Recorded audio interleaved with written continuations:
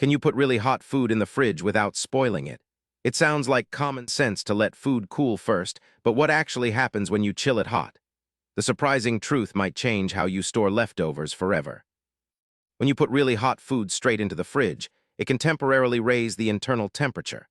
This can cause other foods nearby to enter the danger zone between 40 and 140 degrees Fahrenheit, where bacteria multiply fastest.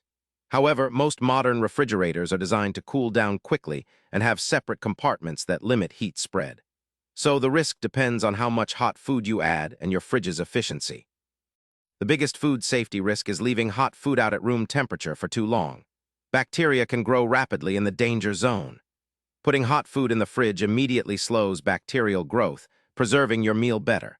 But you should store it in shallow containers to help it cool faster and avoid condensation inside the fridge, which can cause mold or spoilage.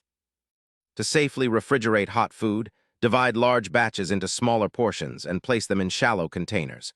This technique helps heat dissipate faster and prevents the fridge from working overtime. You can also let the food cool for about 20 minutes at room temperature before refrigerating to reduce heat load. Avoid tightly covering hot food initially, as trapped steam can encourage bacterial growth. So can you put really hot food in the fridge without spoiling it? Yes, you can, if you manage how you store it. Modern fridges and smart cooling methods keep your food safe and fresh. Hit subscribe for daily answers to questions you didn't know you had.